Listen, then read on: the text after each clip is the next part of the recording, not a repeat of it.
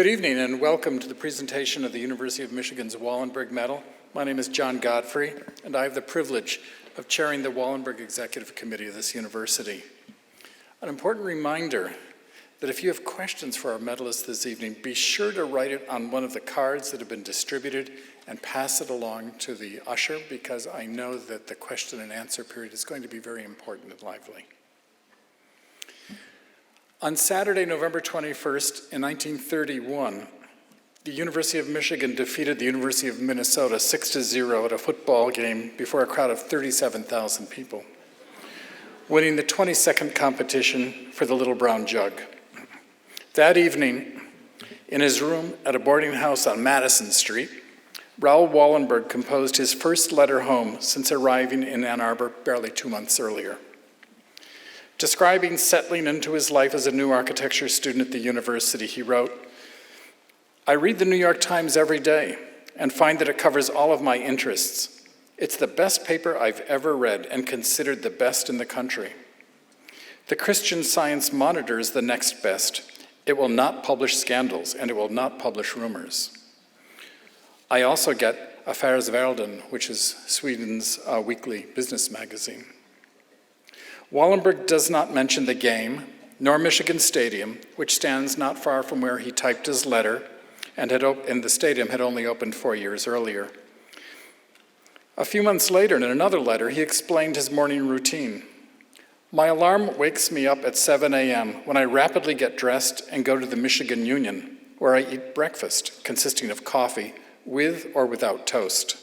It costs $5 and 12 cents. My habits are as regular as an old man's. On the way to lunch, I pick up the New York Times, which I order at the drugstore." Wallenberg devoured news about the extraordinary events taking place in the world. His grandfather sent bundles of newspapers, including Sweden's leading newspaper, Dagens Nyheter. His letters home include brisk commentary on events in Europe and the United States.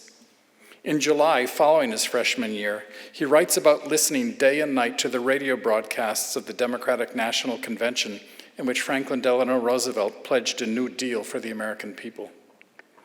And, like most students, Wallenberg also read the Michigan Daily, likely over his toast and coffee at the Union.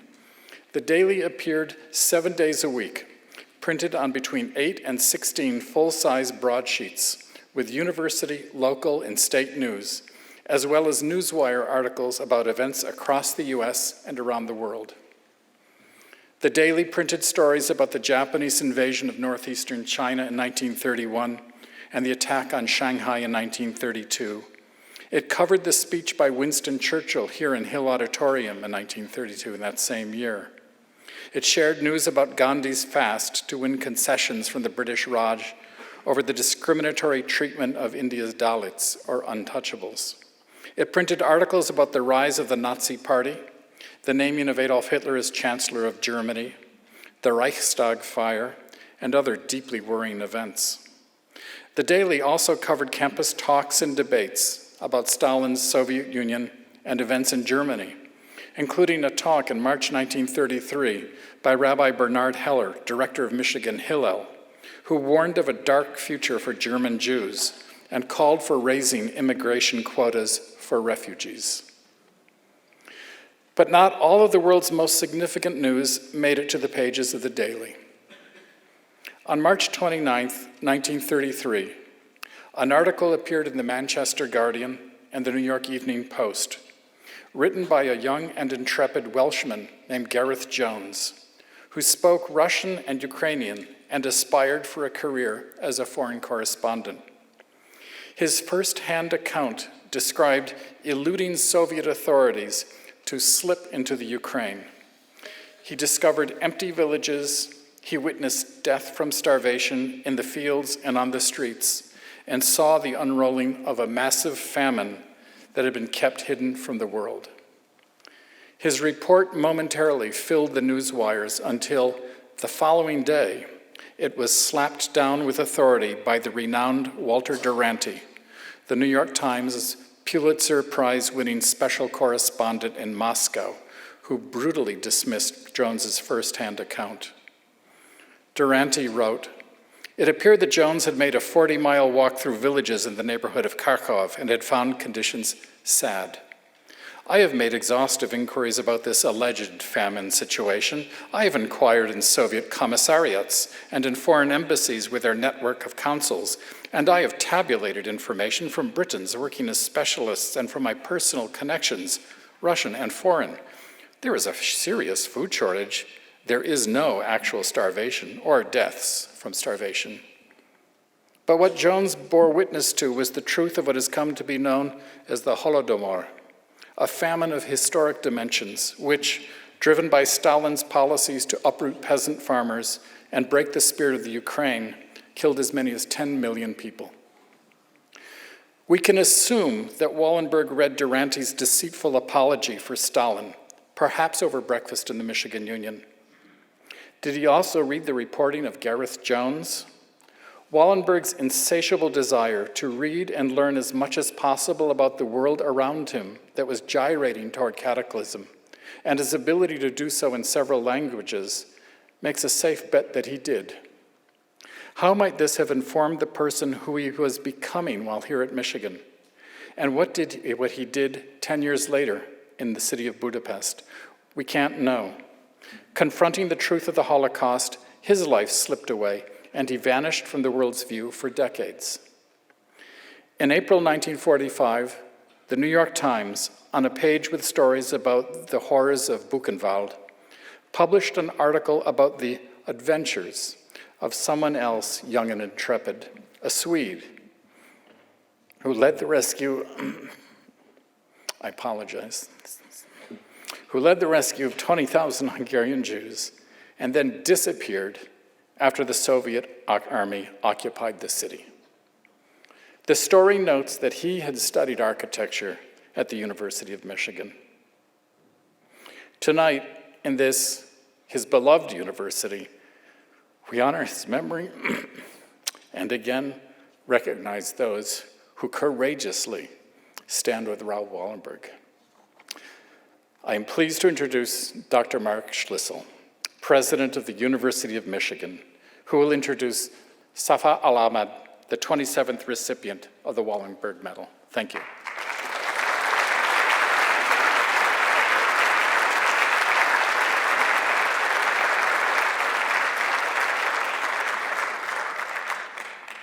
Thanks very much, John, for that kind and really very thoughtful introductory set of comments. It's really an honor to be here to present the 27th Wallenberg Medal to tonight's distinguished honoree. I thank the members of the Wallenberg Committee and all those who established it and now carry forward the proud Wallenberg legacy at the University of Michigan. This event is a very special part of the university year because it celebrates the values we hold so dear: our commitment to working to improve society, to promoting peace, to seeking justice, and to striving for positive change in our world. These are the values our alumnus, Raoul Wallenberg, exemplified in his own life. More than 70 years after his death, he inspires us by what he accomplished and continues to serve as a reminder that one person can make a difference in the world. Thanks to the generosity of many people here this evening who believe in the power of Wallenberg's legacy to inspire, our university is proud to award the Wallenberg Medal. And in honoring Raoul Wallenberg, we also advance the potential for our students to learn and grow through exceptional learning opportunities outside the classroom. The Wallenberg Fellows and Summer Travel Awards enable students to pursue an area of study or service in locations throughout the world. I encourage you to read about these amazing students in your program. Individuals who have contributed to the Wallenberg Endowment over the last 3 decades have made these extraordinary opportunities possible. We applaud your generosity and your vision, recognizing the importance of these types of engaged learning experiences, so thank you. As I look at the list of the past 26 Wallenberg Medal recipients, I'm struck by the breadth of focus in the world. Our first recipient, Elie Wiesel, was a Holocaust survivor who spent his life advocating for peace and human rights. Subsequent recipients dedicated their lives to fighting apartheid, advancing nonviolent solutions to problems, bringing environmental issues to the forefront, promoting civil rights, and battling genocide. Some are working to bring issues to light like sex trafficking. Others are ensuring that children who are refugees or forced into labor can attend school. Last year's recipients were teenagers. They were determined to make the world and their schools and neighborhoods safer by tackling gun violence. What an inspiring list. Tonight's recipient, the 27th, at one point realized she had to make peace with death if she was to continue her work. A journalist and filmmaker, Safa Al Ahmad, was determined to make sure the rest of the world understood what was happening in her part of the world. In 2014, a populist uprising was taking place in Saudi Arabia's eastern province. The government was repressing all reporting. Al Ahmad wanted to tell the story, to let the outside hear from the protesters and from the people in the street. The result was a moving BBC piece, Saudi's Secret Uprising. She followed this with a report for PBS on the Houthi rebels in Yemen. Just 2 weeks after the Houthis took over the capital of Yemen, Sana'a, she entered the city and began filming the fight for Yemen. Other films continued to spotlight the Middle East, particularly Saudi Arabia and Yemen, giving voice to protesters and those caught in the crisis. In recording a young boy who says he has not been to school in months, she reports that education is extinct in Yemen. In Taiz, once the cultural heart of Yemen, there is no electricity, minimal water, and strict control by the Houthis. Getting water each day for the family falls to the children, some of whom lose their life in the process. Her work seeks to clarify in an objective way the complicated factions at war and the interests they are fighting over. To find the truth, she travels and works in the most dangerous situations. There are car rides in the dead of night to areas controlled by protesters, trips on foot across mountain passes, and visits to families in areas of cities decimated by mortar fire. All serve to expose what is happening in a place where the government would prefer that we don't see what's going on.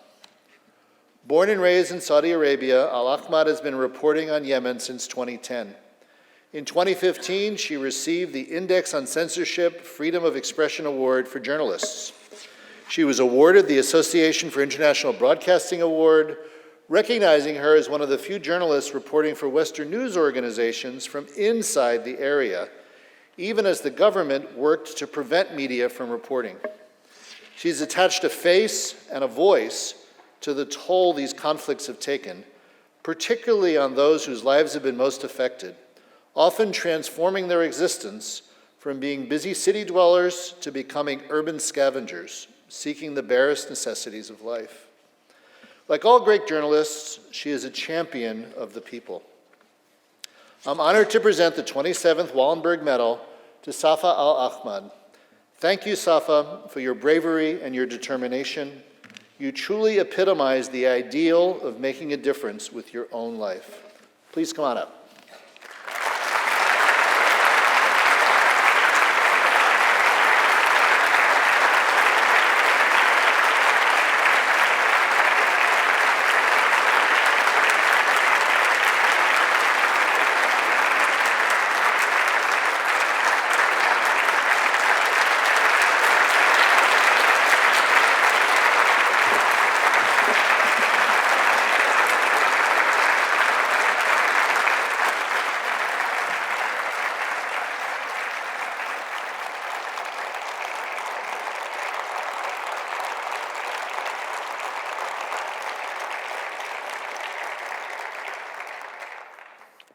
Thank you. So, in a tactic to not cry today on a podium, I'm going to attempt by telling you a funny story, or at least funny to me. Last year, I was commissioned to do a film in Yemen that didn't just focus on the Saudi coalition, but actually the unspoken role of the American government in Yemen.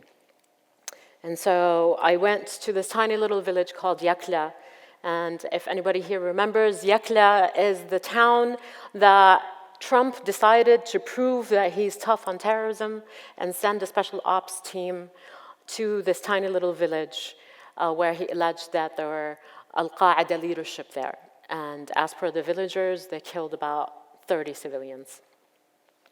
So when I was there, this was not part of the film because it wasn't on camera, I went with the driver and I told him I want to go film the drone strikes. So after the first raid, the American government continued to raid the city and this village specifically for a year after.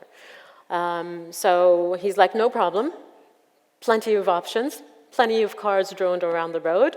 And so he's like, but can we just pass by and I want to say hi to my mother. Like, of course, because most of these young men who escort me into the village actually live in the cities and they don't see their family for months. So we get in the car, we pile in, and it was me, my producer, the driver, and this young man. And we go to see his mother, and they say hi, and his dad was there. And she gets into the car, the father gets into the car. I don't know how many kids piled into the car as well.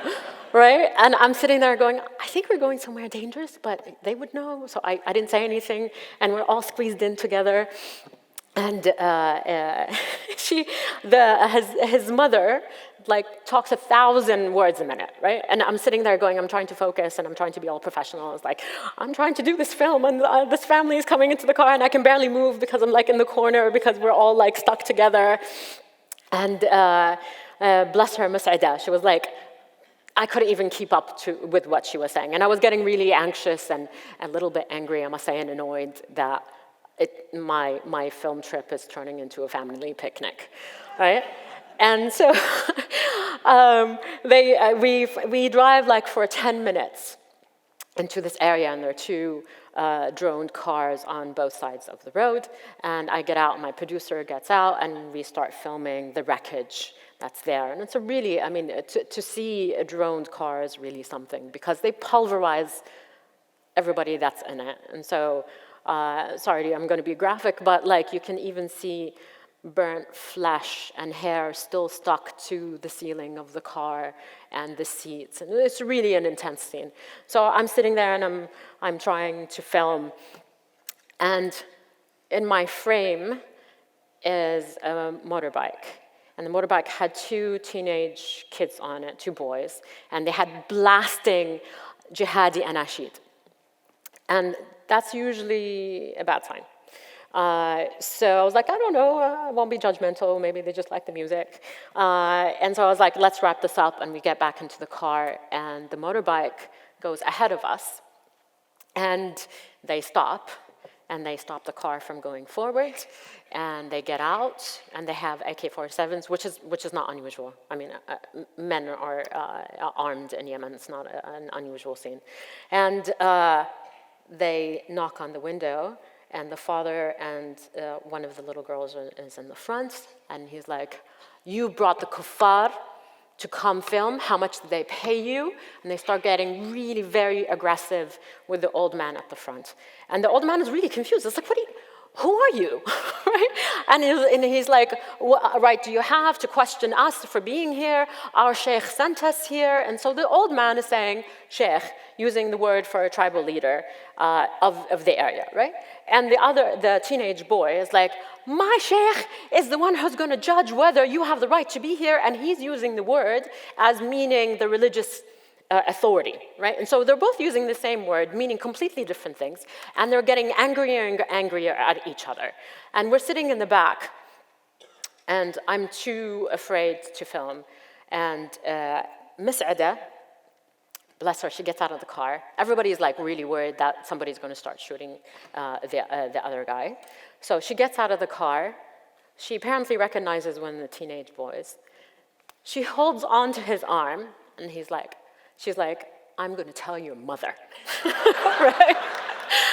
And me and my producer were like, Mus'ida, for the love of God, like, don't get them angry. Because obviously at that point, their terminology, their language indicated that they're actually ISIS and not even Al-Qaeda because of the intricacies of the area. It turns out that, bless him, this young man, had driven us right into a triangle. Just to explain a little of how complex this war is.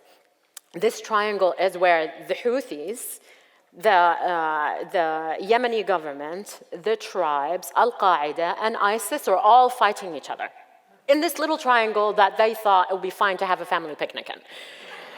So Miss Ada holds on to his arm, and she's like, I'm not letting go. Right? The other young man is not from the area. She only knows the other guy. And the other guy starts getting angrier and angrier and more aggressive, and he starts picking up his gun.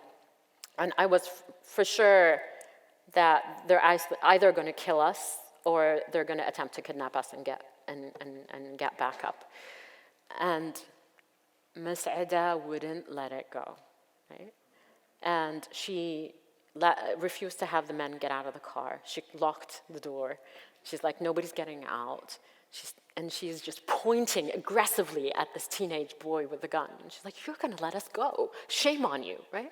And the guy was so, like, can you imagine this embarrassed teenage boy, right, going, oh my God, she's going to tell my mom. And so he's so embarrassed that he finally convinces the other guy to let us go, right? And during all this time, me and my producer are sitting there, and obviously we take out our memory cards of the camera. We're trying to preserve what we filmed, and we're switching around, and we're like trying to casually say to my editor, we might be kidnapped, right? Like, don't panic, but you know.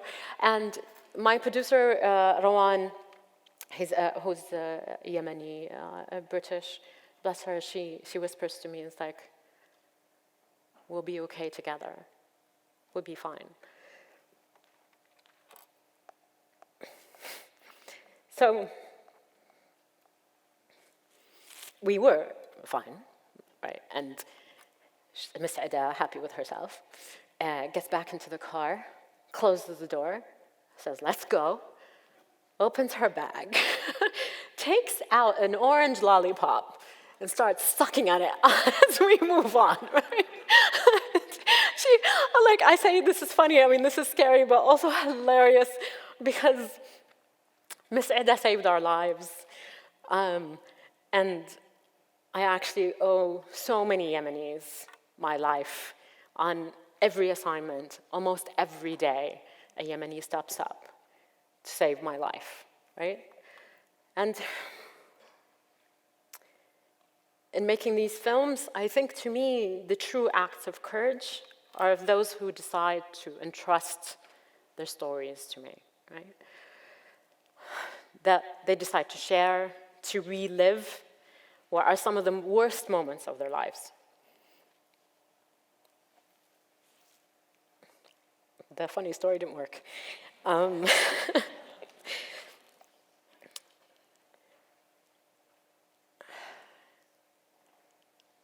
this weighs heavily on me. I rarely walk away from making a film and feel like I've done them justice. Their stories haunt me.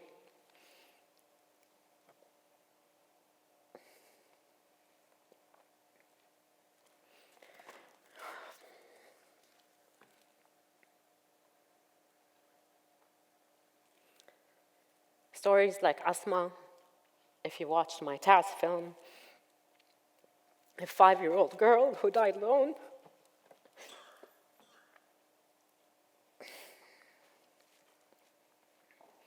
Because she stood in line trying to get water.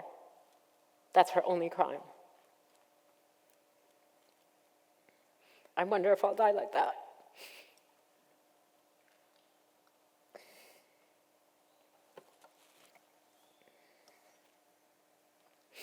Or Ahmed, after a strike in Saada, her 2 boys were playing outside. She hears missile, and she goes out looking for her kids. And she tells me that the only thing she could find is a tiny little earlobe. And she puts it in a napkin and puts it in her pocket.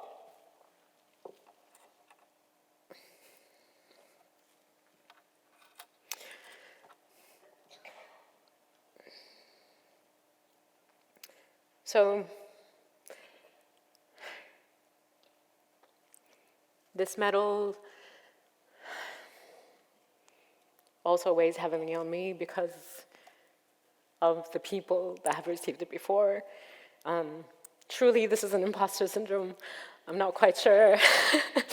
I was joking with the committee. I so fully expect them going, oh, you're Safa Al Ahmad, sorry, wrong person. We meant to give it to someone else.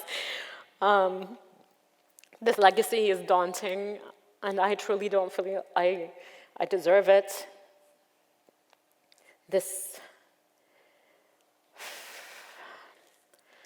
These kind of awards, I have conflicting feelings about them because on one end, they're useful because they drive a conversation forward.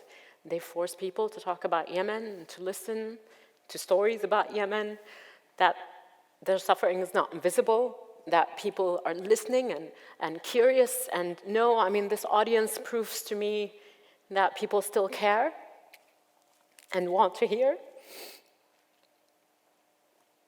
But on the other side, this past year,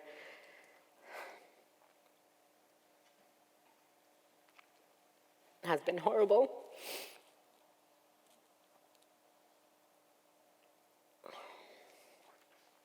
It's humbling to see the limitations of your own work. I feel my failure quite acutely. Everything feels more urgent,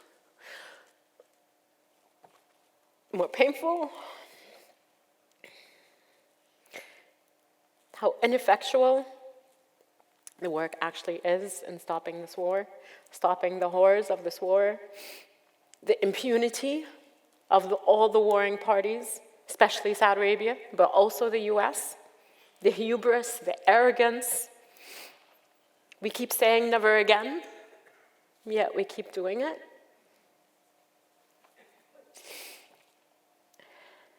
I wake up every day angry.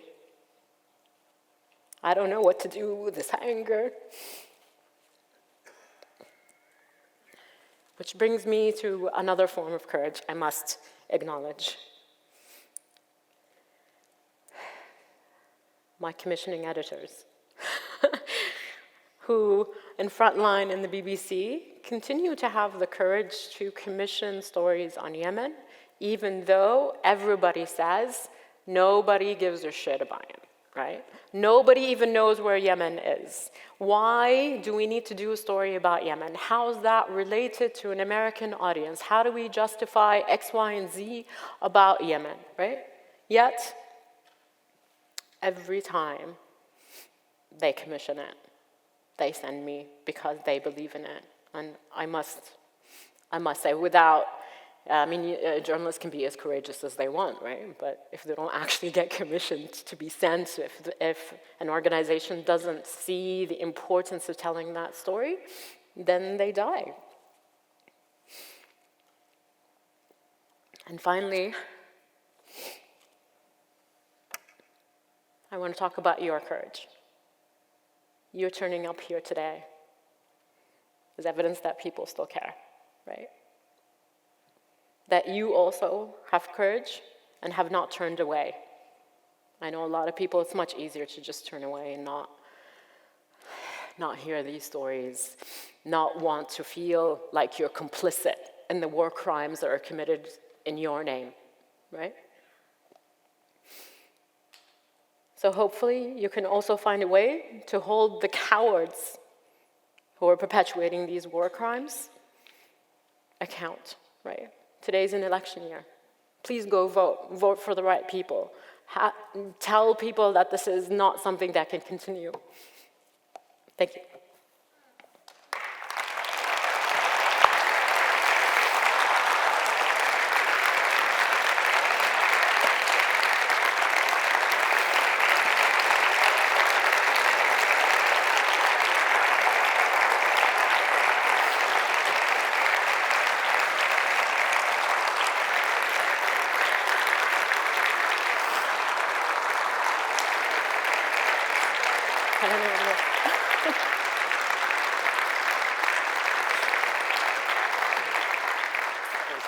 just have a seat and have a drink of water.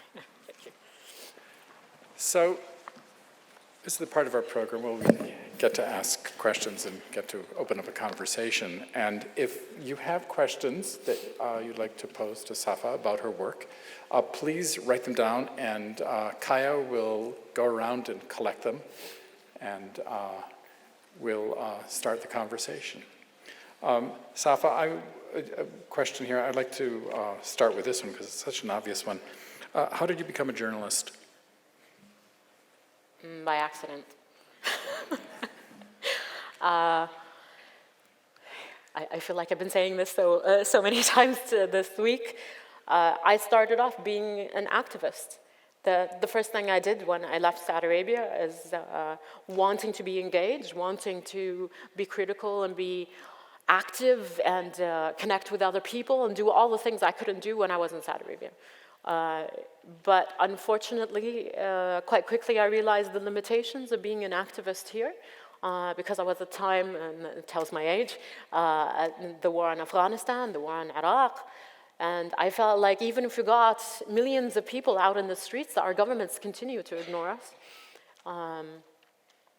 And part of the challenge was to get journalists to come cover us, but cover us with nuance, cover us without just saying, how many individuals came out in a protest and how many streets they filled, or if we shut down the city or not. Like the logistics of it rather than the heart of why these things are happening. And so I felt maybe it would be better if I became a journalist. And I told my stories, and I told the stories that I thought were the gaps in between of telling our stories in the Middle East that I felt weren't represented. Both, in both, so I'm not just in the Western media, in Arab media as well. We have terrible media in the Middle East, and they're mostly controlled by either Saudi Arabia or Qatar. And so they are controlling the narrative as well in our own language. And so we're lost in between trying to find ourselves, finding representation in any of these outlets. So I became one. Here's another question. You have entered into societies that I suppose can be aptly described as being highly patriarchal. And could you talk a little bit about how being a woman affected the ways you navigate these situations and the strategies that you used to get to the stories that needed to be told? Can I just point out that misogyny is global, and it's not special to the Middle East. I think some people they're being smug about it, but in reality, we're still talking about the pay gap here, right? So, but in actuality, joking aside, the reality is that most of the best journalists on the Middle East right now are women. To me, being a woman in the Middle East covering these stories is a superpower. I have the ability to not only access all the men and their stories, but I also have the ability to access all the women's stories as well. I easily go into people's homes that men, even if they're Arab, cannot easily walk into. I have access to them in a way because they understand, I understand them, I understand if she's not wearing her hijab, I'm not going to film her. I understand the cultural sensitivities, I understand, right? And she doesn't need to explain things to me as if it was a foreigner, right? And so to me, all of this is an asset. Even wearing the hijab and the burqa even is amazing, because then you can pass by checkpoints, you look like a civilian like anyone else, they don't search your bags, and so I see no downside to this, honestly. I feel bad for the men, no competition. So following up on that in a way, you've described how some of your extraordinary interpersonal encounters.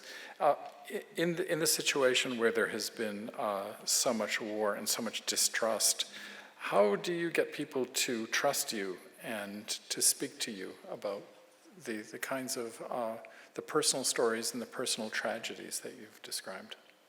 I think two things are happening with when people decide how to talk to a journalist, right? There is the desire to tell your story, and you want to be heard, and you want to be seen, right? And then there are also the immediate accusations, she must be a spy, which is a go-to in the Middle East. It's quite easy. Everybody gets accused of being a spy.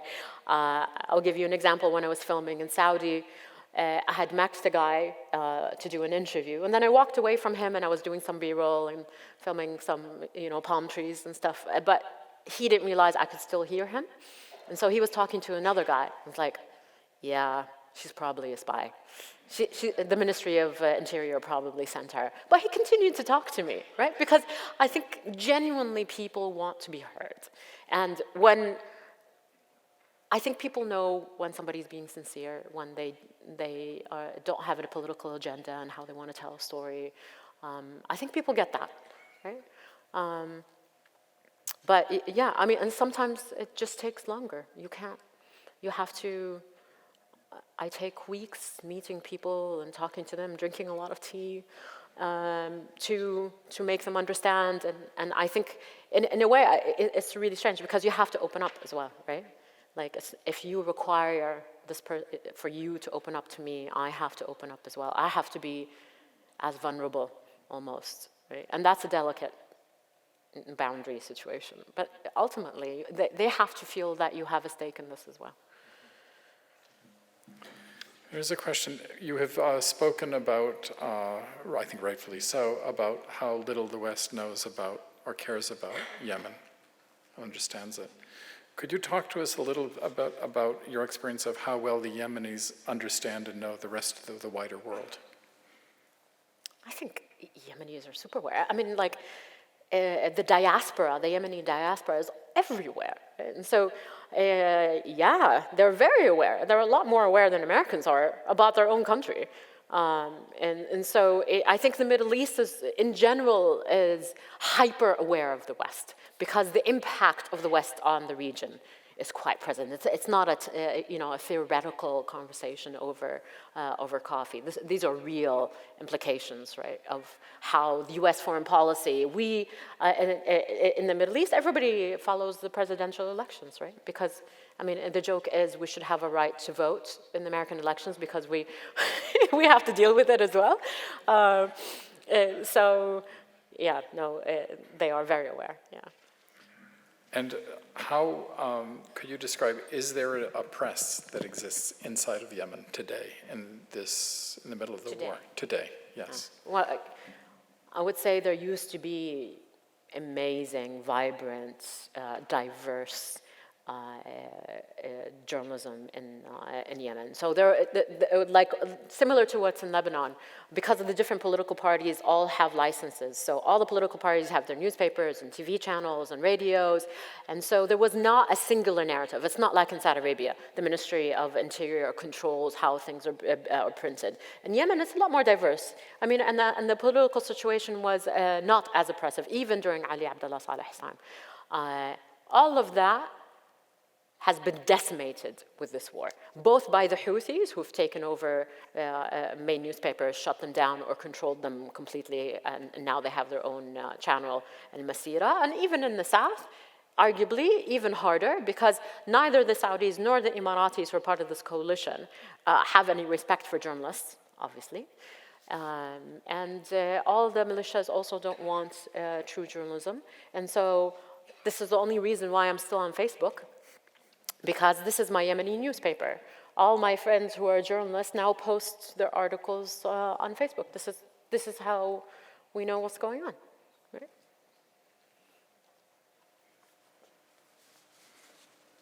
We have some fresh questions.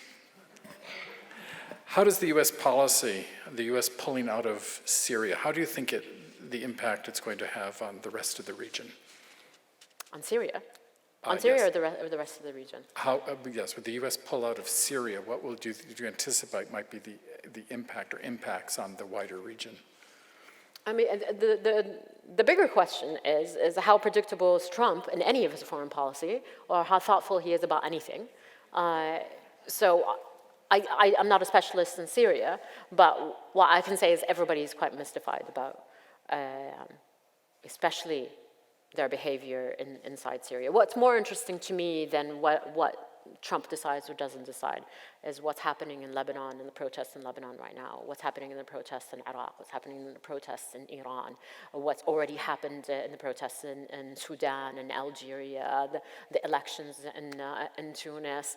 I don't usually say this, but those are the most optimistic things about the region, right? Where I think we have had enough. We've had enough with American involvement. We've had enough with Iranian involvement. We've had enough with all the old guard and leadership. And I'm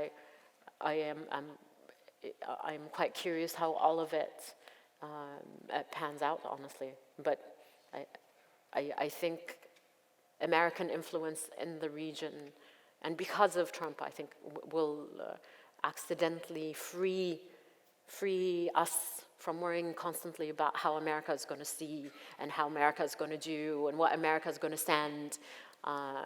So it might be quite refreshing. I don't know. I'm cautiously optimistic. So here's another question about the current politics in the region. You mentioned in your talk about the hubris and the arrogance of the warring parties, and you specified Saudi Arabia and the U.S. And how do you, does this criticism extend to other parties in the region, specifically Iran? Sorry, the Iran. criticism of involvement? Of the arrogance and hubris to be involved. You specified Saudi and U.S. hubris, but how do you see Iran and their within role? the Yemeni context? Yes. Yes. So, to me, the Iranian involvement in Yemen is probably, arguably, the cheapest proxy war that they're involved with in the region. It's not the same level of involvement as in Syria or Iraq or Lebanon even. The Houthis have a mind of their own. They quite clearly did that. There were allegations in the beginning that the Iranians clearly told them to go into Aden, and they still did. Regardless of that, I think the reasoning for the Saudis, at least initially, is that because the Iranian-backed Houthi militias, then we must go to war to protect our borders and stop the Iranian involvement. What actually happened is a self-fulfilling prophecy, where whatever tangible relationship the Iranians had with the Houthis initially is now a lot closer than they were before, because they have no more friends. The Houthis, I mean. The Houthis now closer to the Iranians because of it. And so, again, this is the disaster that is the war in Yemen on all levels. Why has the UN not addressed Yemen? Do you have any views of this? They have, what do you mean? It's a question. They have. Can you explain? I mean, they have, as the UN does, they have many systems in place and monitors and resolutions. The true issue is that I think unless the Saudis and the Emiratis decide that the war is going to stop, it's not going to stop, right? The UN has not been able to do anything tangible, really, in Syria, for example, or in Iraq, or any of that. So I don't think anybody's waiting for the UN to actually do anything, because they are just a collective, right? So unless the warring parties themselves decide to stop the war, it's not going to stop. Have you had any experience with American soldiers in the region? And what has that experience been like, if you have? Only vicariously through doing the story on the impact of the special forces on Yemen. I had a really difficult time getting the Pentagon to answer anything. They wouldn't give interviews on the record. They barely even spoke to us off the record. And this speaks to the hubris, right? They didn't even feel like they needed to answer to the number of civilian casualties that they inflicted in Yemen. It was quite astounding. So I refused to embed with American soldiers like in Iraq, like with some of the other journalists do, or in Afghanistan. I don't do that. So I haven't interacted with them in that way, and I will never interact with them that way. I'm not interested in doing that. Maybe you could discuss what happened with the issue of the backpack. Yes. So in the last film, I went into the small village that wasn't Yakla, it was Azlan, and they had the largest special ops forces. 50 were sent to Azlan because they claimed that they had a very important high leadership of Al-Qaeda, and they must do send boots on the ground for this. And to compare 50, because in the Bin Laden mission, when they went to capture Bin Laden, I think there were about 13. So that's a significant number. What happened is that they withdrew, what seems that something must have gone wrong, because they withdrew quite quickly, and they left a medical backpack behind. And I was filming with one of the families, and they bring out this backpack, and they open it, and they start bringing out things from it, water bottles, I don't know what, and then 2 laminated papers.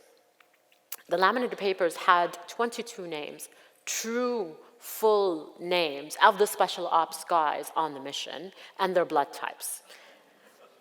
True names, right? And so you are claiming that this Al-Qaeda members are so dangerous, so you have to send these people in. Yet you send a list with the true names of the special ops guys, and the last 2 names are 2 dogs.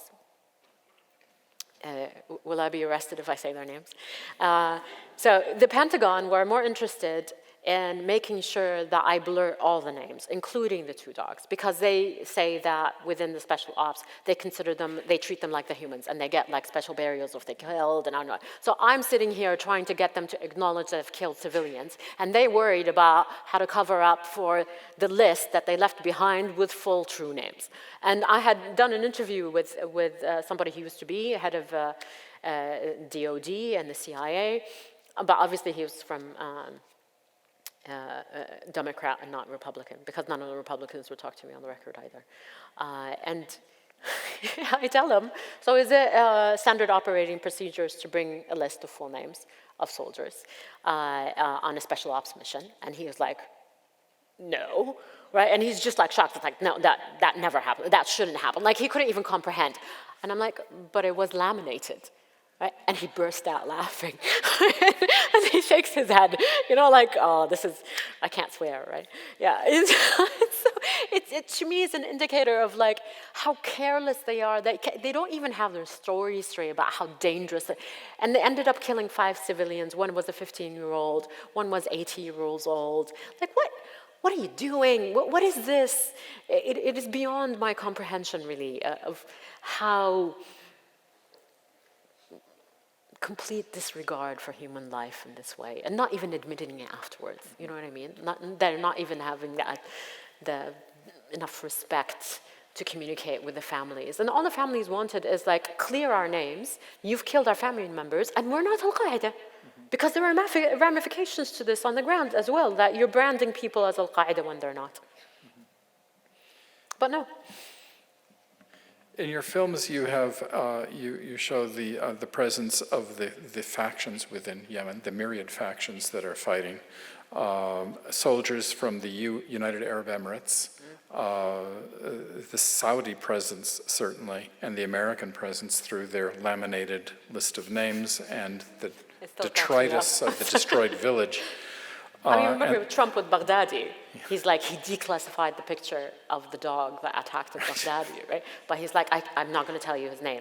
It really is, I didn't realize how serious the name of the dog was. There's a question here. In this conflict, is there an Israeli presence in any way? In Yemen? Yes. Not boots on the ground that I'm aware of, but I've heard of, obviously the Saudis and the Emiratis buy a lot of technology from Israel. I don't know if they bought any drones from them. I'm not aware of anything fully, but they're not a significant player as far as I'm concerned. If anybody knows anything else, come tell me. You've done so much extraordinary work in an extraordinarily fractious part of the world and part of the Middle East.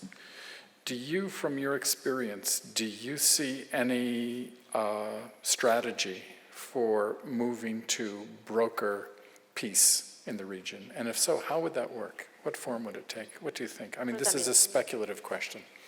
In general, like in the whole area? Yes, inside of Yemen to restore a balance, a peace in Yemen. That's a good question. So, last year, I went to this small village. I mean, old women are the most eloquent people, and they're so concise. So I was asking her the same thing. I was like, what's the state of things here and how things? And she says, خلاص إحنا لا قبيلة ولا دولة, right?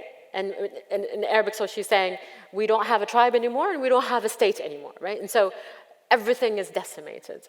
And so what she was trying to say is that the structures that used to be in place to fix things is no longer there. So they've destroyed the traditional ways of making peace between tribes. And Ali Saleh has also destroyed the structure of the state that could also take care of its citizenry. And so what is left now is this chaos of not really having the traditional tribal structures or semi-tribal structures, depending where you are.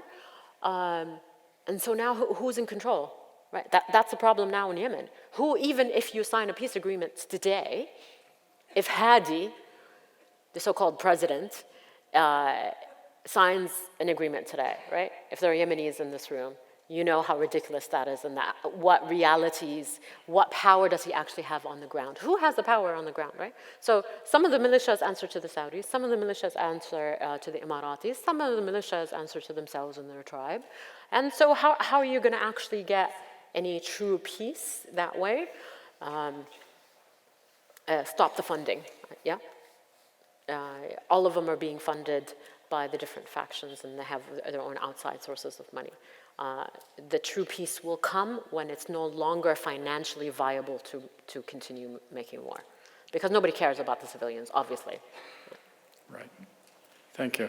A question. First of all, shukran. How was your work received in Saudi Arabia? Are you safe there or accepted there? Is there an opposition in Saudi Arabia, as in Egypt, for example? Can we expect an Arab Spring? In Saudi? Saudi. One, I have a problem with the term spring and winter because that's problematic. But I would call them the Arab Uprisings, and Saudi did have its own uprising. I did a film on it, and it was historical. They continued for 3 years. What the Saudi government is brilliant in doing is covering up stories, stopping people from actually covering it. When it's not constantly in the news, then people are not even aware that something has happened. So that's already happened. So they've either been killed, put in prison, or now in exile. I'm the least optimistic about the future of Saudi Arabia. I'm more optimistic about what's happening in Iraq and in Lebanon and stuff, because the Saudi government has, because they're aware the power of an individual, the courage of one individual to do something, yeah? So all the individuals that have shown any sign of resistance to the general government narrative about Saudi Arabia is now in jail. Lajani al-Hadloul is in jail, Jamal is, God knows where his body is, Islam is in jail. Everybody, and the lawyers of the women who are activists for simple rights like driving or lifting the guardianship laws are also in jail. So you can't even be the lawyer of an activist anymore without worrying about this. So that situation, I'm not... So that connects to the next question, which is, given the things that you've had to sacrifice by leaving Saudi, what was the most pressing, the immediate pressing matter that made you take that decision that you could not be there? That I could not stay in Sardinia? Yes. They sent a letter. So there was no ambiguity about it. After the Saudi film came out, the Saudi embassy in London sent an official letter to the BBC, numbering all my crimes as a Saudi citizen. They were very helpful. I wasn't aware of all the crimes. Obviously, they don't understand the concept of journalism, and they accused me of supporting terrorism because I interviewed protesters, and they, in the letter, said I should have reported them to the police. One of them is actually is dead. The two I interviewed, the other one lives in exile now. So I am free to go back to Saudi Arabia. The question is, in what form would I leave?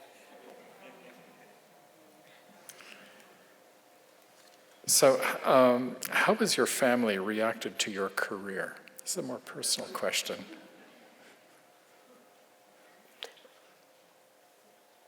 Mixed. That's sufficient and understandable. I think we all have the same answer about our own things in our own lives. Let's just say I don't ask permission.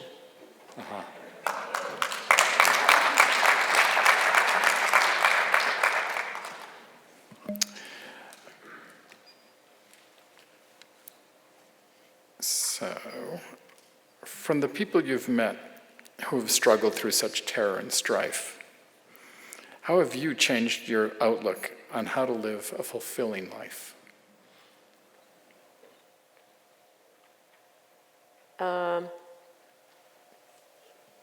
The thing about covering conflict, it clarifies things, right? You learn a lot about yourself, you learn a lot about people, you see the absolute worst and the absolute most amazing things, right? And so it's a really intense period. And with that intensity comes, there's so much relief, you hold on to so many things, right? And then you realize, actually doesn't matter. But especially this year, people who know me know that I'm not the most diplomatic person, but I am more so now. As in, I have less tolerance for people who want to play games, who want to not have a moral clarity about things. I don't care. I'm just going to say what I feel is my moral obligation to say. I think it's my responsibility to say, not in my name, you're not doing this, I'm not okay with this war, this is unacceptable, unethical. What happens, happens. I mean, you die once. So you, in many ways, you're a war correspondent, what used to be called a war correspondent. And you have recorded tremendous tragedies, personal tragedies, and tragedies within communities. Reflecting on your extensive work over the past decade, how in this situation would you bring light to people's lives in a different way, in addition to these tragedies? You've described something about the orange lollipop in the car after your encounter in the Triangle of Death. But are there other humane circumstances that you've encountered while making your documentaries that lie apart from the horror and the tragedy that you must record? I mean, daily, right? Like, I think the challenge of being a filmmaker is knowing when not to film, right? Because I'm invited into people's homes and I get to witness really intimate moments, you have to respect that sometimes you just do not take your camera out, right? And so, yeah, I have them all the time. Yemen is amazing. I was just talking to a person just now about, how did we get here? How has Yemen gotten this bad? It's so frightening how quickly it collapsed. And so, yeah, I have so many of these stories, and I think a lot about how to incorporate them. But the problem is, if you have half an hour to tell everything, you can't do it. And so you have to think of prioritizing what is the information that an audience has to know. And so I keep them to myself. I'll figure out one way of telling them one day. This might be a little bit difficult, but I'm wondering if this person writes to say, could you say some words about Kamal Khashoggi and the Saudi Arabian role in his death?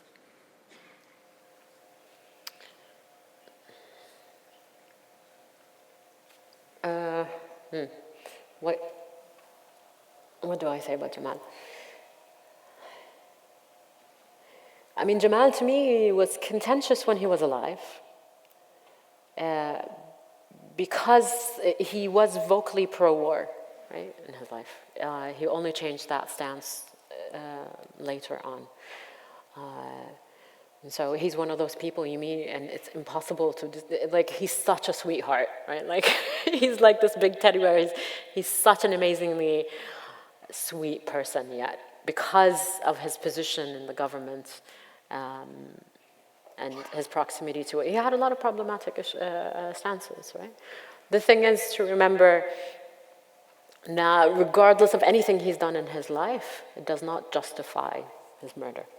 And I think a lot of people who want to defend the Saudi government, they like to talk about the minutiae of his life as if that justifies anything, right?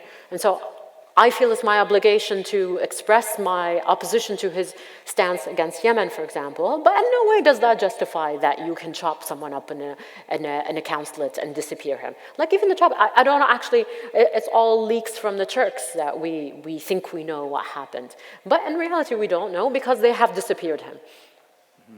Yes. And that is the cruelest of fates for anyone. Anybody who has someone in their family who has been disappeared, when you actually don't know, is this person alive? Should I mourn them? Should I fight for them? Is he in a basement somewhere in a prison in Saudi Arabia and we're all moving on with our lives because we think they're dead? Like it's the most traumatizing thing, and I think they do this deliberately. They do this to scare the rest of us into silence. I think one of the surprising things that happened after his death is that Yemen is now part of the conversation. You cannot talk about Jamal without talking about the war in Yemen. All the resolutions now in Congress have attached the two together. That conversation, the irony of his death is now resulting in the pressure is now on to stop the war on Yemen. And that to me is amazing.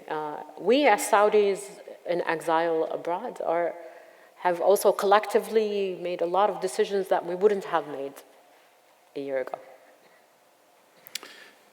And so you have had, and we can see in your films, remarkable conversations with individuals who have probably never encountered a journalist before of any kind. And to see a woman with a video camera coming and asking them very directly about their experience, this must be a remarkable experience for these individuals. And that kind of conversation has many aspects to it. It's an opportunity to reveal truth. It's an opportunity to reveal a perspective on events that may or may not be true. There's many different features of that kind of conversation with a journalist. Do you believe that people begin, in some way at least, begin to heal after they've had a chance to speak with you about what they've been through? Oh my God, I hope so. At least not traumatized more after talking to me. There was a scene in the BBC version, not the PBS version of the latest film, where this kid Mujahid, who had survived the raid, is up on the hill, and I'm filming him and his dad. And his dad decides for some reason to say, he points at me and he's like, "She's American." And the little boy goes, "Where?" Right? It's like, "Here, she's American." It's like, "No, where?" And he's like so confused, like, where are the Americans? Because in his memory, it's the special ops guys that he came down from the sky and shot everything up and killed his uncle and his brothers, right? And so he was so confused, and he didn't realize that he meant me, right? And then when he believed his dad, and was like, "Oh, okay, it's her," and he wants to throw a stone at me. I completely understand that instinct, right? Like,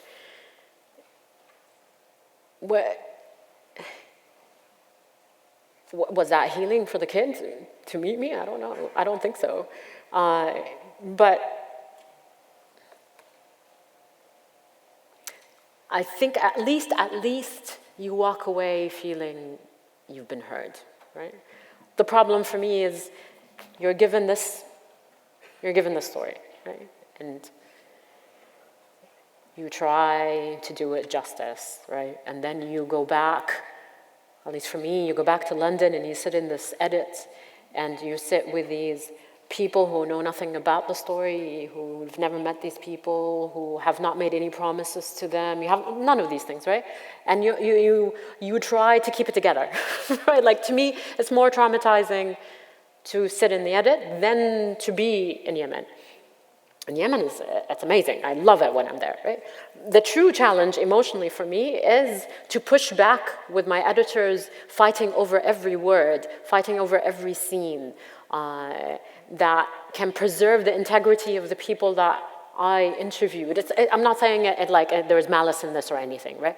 But I'm saying they have different views of how a story should be told, and I have very clear idea of how I want to be telling the story. And that struggle, that tension to preserve those stories is hard. And I fail all the time. So. Well, I don't think you fail. I think it hurts at times, but I don't think you fail. And we're really pleased and honored to have you here with us tonight. There are a stack of questions in front of me, written, many of them on scraps of paper, not our regulation size file cards. Kaya? That are testament to the ability you have to incite conversation, discussion, and revealing stories about who we are and what our present is about. On behalf of the University of Michigan's Wallenberg Committee, I would really like to thank you. And I also want to thank our American Sign Language translators who've done a noble job.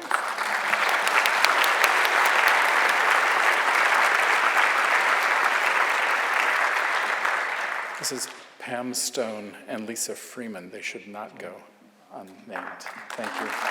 And thank you very much for joining us this evening. And Safa will slowly try to make her way to the lobby if anybody has some questions that we couldn't pose. Thank you. Thank you.